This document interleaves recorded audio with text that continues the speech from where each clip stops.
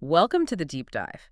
This is where we take material suggested by you, the listener, and really boil it down to the essentials. That's right. Today we're looking at a really important piece of medical research, a study that changed a lot about how doctors think about narrowed neck arteries, even when patients don't have symptoms. Exactly. We're jumping into a 1995 paper from JAMA. It's called Endarterectomy for Asymptomatic Carotid Artery Stenosis. It's the big report from the ACAS study. That's the Asymptomatic Carotid Atherosclerosis study. ACAS, okay. Yeah, definitely a cornerstone paper in vascular surgery. So for you listening, our learner persona today, maybe you want to quickly get up to speed on why this study was such a big deal and, how it still echoes in medicine today. We'll break down those key findings. And importantly, also talk about how things have, well, moved on since 1995. Our understanding has definitely evolved. Right. Okay, let's get into it. What was the basic question? What were the ACAS researchers really trying to figure out? The main thing was this. If you have someone with a significantly narrowed carotid artery, but they haven't had a stroke or TIA from it, they're asymptomatic, does doing surgery, specifically carotid endarterectomy. That's removing the plaque? Right. Exactly, removing the plaque surgically. Yeah. Does adding that surgery on top of the best medical care available then actually lower their future risk of stroke? Okay, so they found this narrowing before it causes a big problem, and the question is, operate proactively or stick with meds and monitoring? Precisely. Does the operation offer more protection?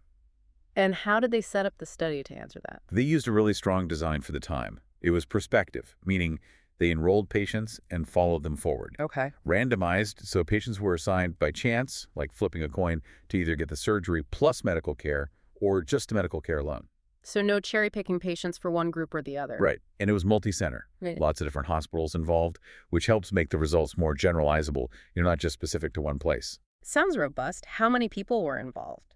And for how long? It was a good-sized study. 1,662 patients. They enrolled them between 1987 and 1993. Wow, quite a long recruitment period. Yeah. And the results we're focusing on from the main 1995 paper were based on a median follow-up of about 2.7 years. So nearly 3 years on average, enough time to see some differences perhaps. That was the idea. Enough time for potential events like strokes to happen and see if one group fared better. Okay, who are these 1,662 people? What were the main criteria to get into the study? The big one was the degree of narrowing, the stenosis. They had to have at least 60% reduction in the artery diameter. 60%, that sounds like quite a bit. It is. And crucially, this had to be confirmed by two different methods. First, traditional angiography. The one with the dye and x-rays? That's the one. And second, duplex ultrasound, which is non-invasive, uses sound waves. They also had to be between 40 and 79 years old. Were there reasons someone with 60% stenosis wouldn't be included? Any exclusions? Oh, yes, definitely. If you'd already had a stroke linked to that specific artery, you were out. Makes sense. They wanted asymptomatic people. Right. Or if you'd had recent symptoms like TIAs, especially those affecting the back of the brain, vertebral basilar symptoms within the last 45 days or so. Also, people who couldn't take aspirin, maybe due to allergy or stomach issues. Okay. And finally, anyone with another serious medical condition that made it likely they wouldn't live or would be severely disabled within 5 years. They wanted to focus on the effect of the treatment on stroke risk, not be confounded by other severe illnesses. Got it. So a fairly well-defined group. Now, the treatments. What exactly did the two groups receive? Okay, so both groups got what was called optimal medical management at that time. This meant everyone got aspirin, usually 325 milligrams a day, to thin the blood a bit. Standard dose back then. Yep.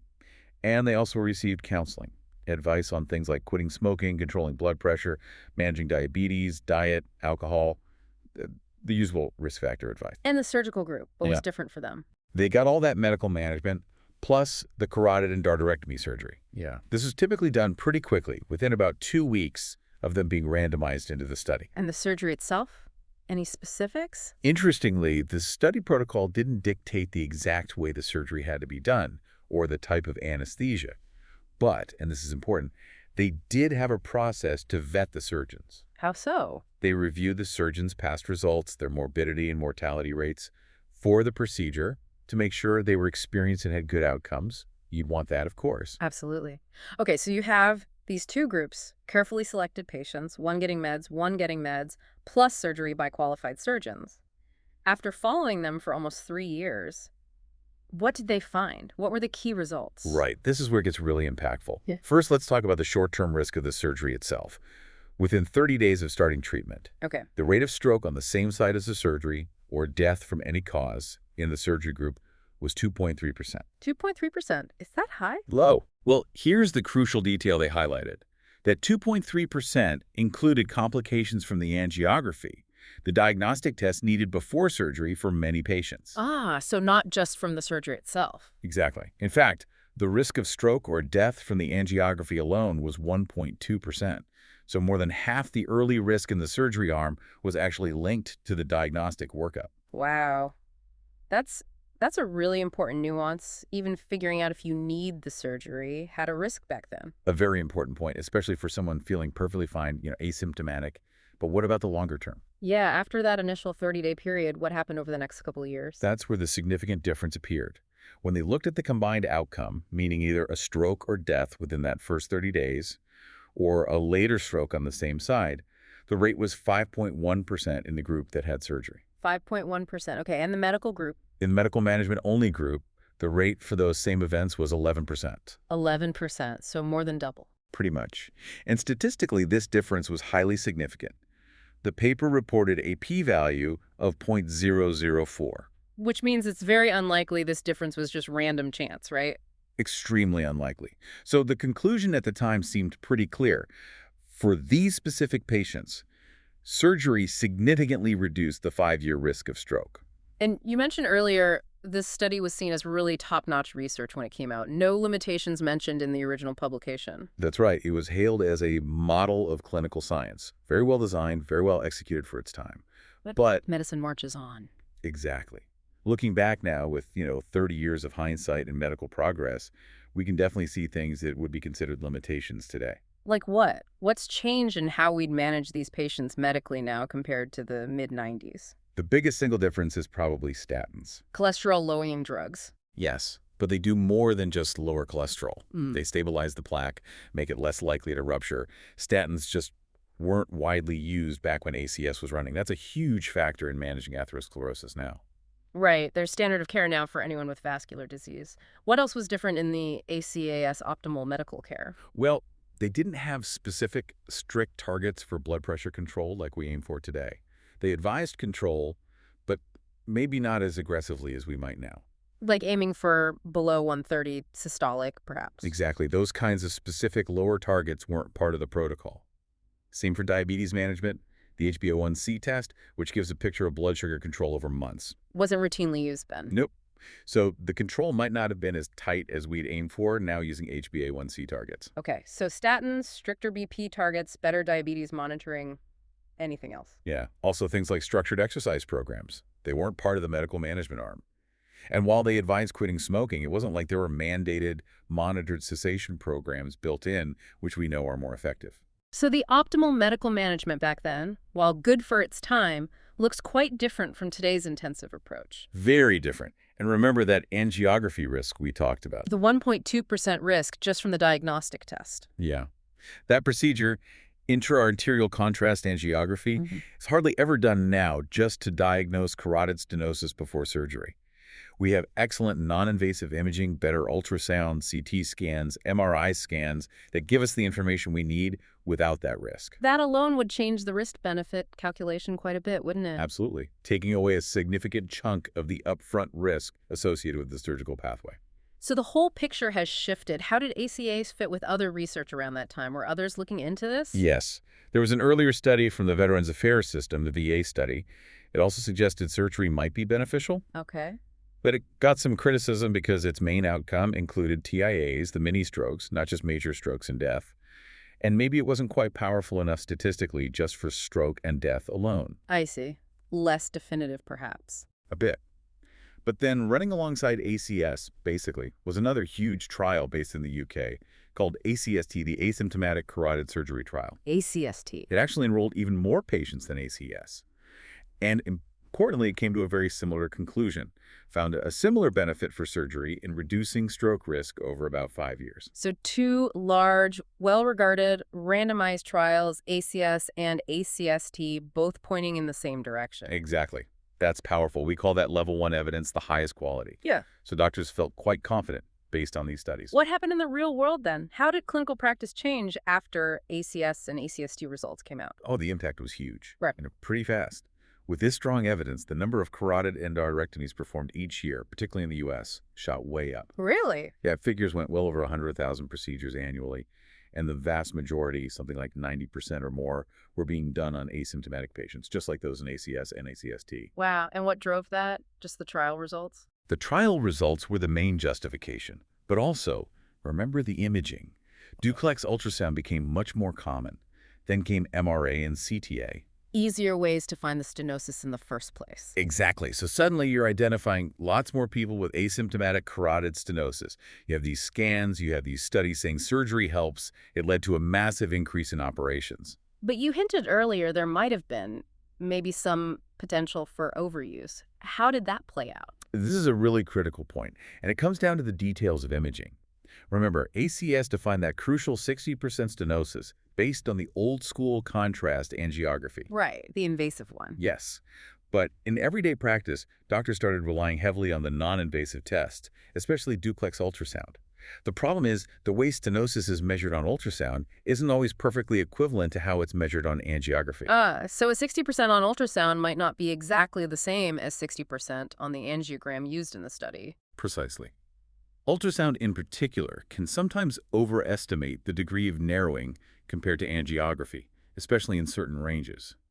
So you might have had patients getting surgery based on an ultrasound reading of, say, 60-something%, who might not have actually met the strict 60% angiography criteria used in ACAS if they had had that test. So potentially operating on people with less severe stenosis than those who were proven to benefit in the original trial? That was the concern, that the threshold was being applied maybe unintentionally, more broadly, because of the reliance on different imaging modalities with slightly different measurement properties. It really highlights how careful you have to be translating trial criteria into practice. Yeah, that's a sobering thought. Using a number from one test and applying it directly using another test, it's tricky. Very tricky. And layered on top of that potential issue is everything we just discussed about medical management getting so much better. Right. The statins, the blood pressure control, diabetes care. Exactly. All those improvements mean that the baseline risk of stroke for someone with asymptomatic stenosis managed medically today is likely much lower than it was for the medical group back in AC. The plaque is more stable, the overall vascular health is better managed. So the control group today is starting from a much better place. You got it. Which naturally makes you question, does adding surgery still provide the same amount of benefit on top of today's really good medical therapy? The goalposts have moved. Which brings us nicely to the future, or rather, the present research trying to answer that exact question, the CREST-2 study. Yes, CREST-2 is incredibly important. It's currently underway, and it's designed to tackle this head-on. What's its approach? It's basically comparing three arms. One arm gets carotid stenting, that's the less invasive catheter-based approach, plus intensive medical management. Okay. Another arm gets the traditional carotid endarterectomy surgery, again, plus intensive medical management. Right. And the third arm gets intensive medical management alone, no procedure. And the key phrase there is intensive medical management. And what does intensive mean in CREST-2? How does it compare to the ACS medical arm? Oh, it's night and day.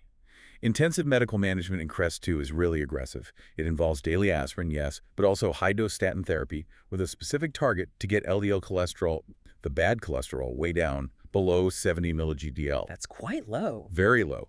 Plus, strict blood pressure control, aiming for systolic below 130 milli-Hg. Tight diabetes control with an HbA1c target below 7%. Okay, hitting all the major risk factors hard. And more. Supervised exercise programs tailored to the patient, and access to proper, structured tobacco cessation programs for smokers. It's a whole package of modern optimal care. That sounds incredibly comprehensive, far beyond the aspirin and general advice in ACS. Absolutely. It reflects the best of what we can do medically now. So CREST-2 is really pitting modern surgery or stenting against modern intensive medical therapy. Precisely. It will tell us whether in this current era of excellent medical management, adding an invasive procedure, either surgery or stenting, still offers a meaningful benefit for preventing stroke in asymptomatic patients.